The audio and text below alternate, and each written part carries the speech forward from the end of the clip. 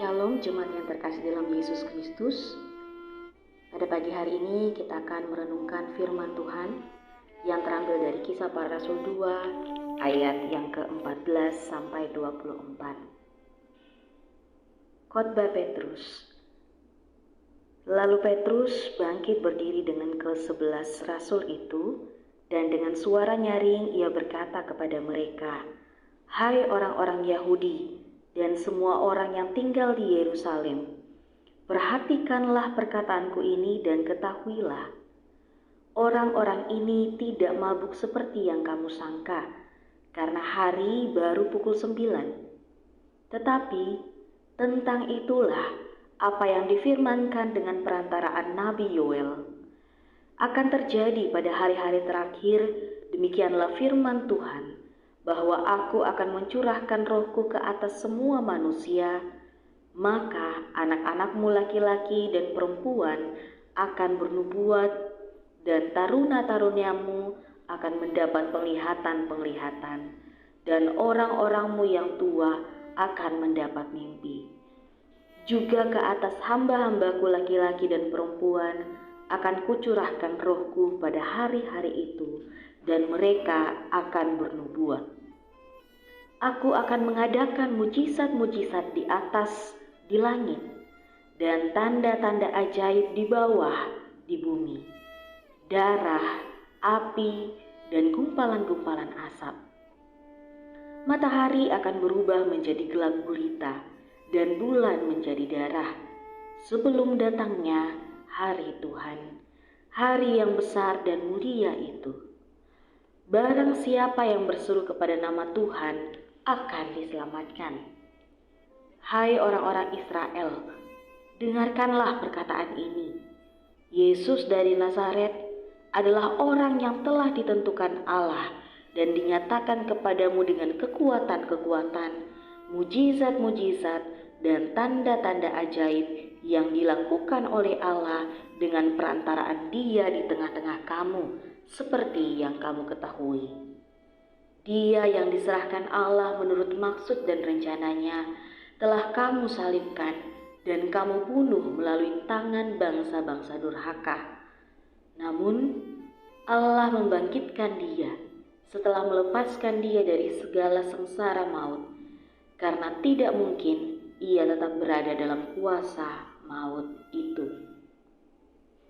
Sobat Rehat yang terkasih, euforia dunia dan kasih Allah.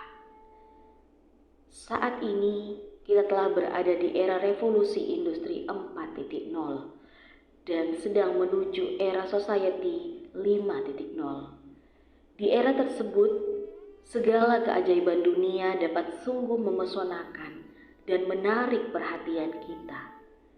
Namun, ketakjuban kita terhadap segala kemewahan dan kemudahan perkembangan zaman justru dapat menghanyutkan kita. Perasaan itu juga justru mengantar kita pada keraguan-raguan dan membuat kita lalai mengenai keberadaan kita. Sobat Rehat yang terkasih, bacaan hari ini juga mengalami perasaan takjub saat para rasul berkata-kata dalam banyak bahasa yang mereka mengerti. Orang banyak itu tercengang-cengang dan sangat kebingungan atas apa yang sedang mereka lihat dan dengar. Bahkan dalam kegambangan itu ada dari mereka yang menyindir para rasul sedang mabuk oleh anggur. Namun Petrus tegas mengatakan dengan suara nyaring bahwa mereka tidak sedang mabuk oleh anggur, tetapi itulah firman Allah yang sedang digenapi. Di hari-hari terakhir ini, kita akan menyaksikan begitu banyak peristiwa-peristiwa yang sangat memesona, yang dapat membuat kita hidup dalam kebingungan, bahkan kepada siapa kita percaya, mungkin tidak lagi kita sadari. Mereka yang hanyut dalam euforia semacam ini akan kehilangan kesadaran diri, dan yang terjadi adalah seperti yang dinubuatkan oleh Nabi Yoel. Karena itu keselamatan hanya bagi mereka yang datang berseru kepada Tuhan dengan penuh kesadaran. Amin. Demikianlah firman Tuhan.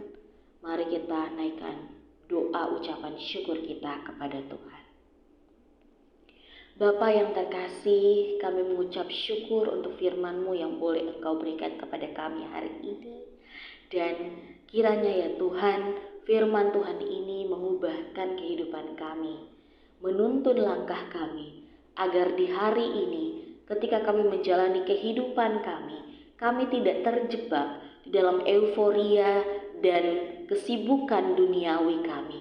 Tetapi kami senantiasa memiliki kesadaran diri untuk dapat terus melanjutkan hidup bergantung sepenuhnya di dalam tangan pengasihan-Mu ya Bapa.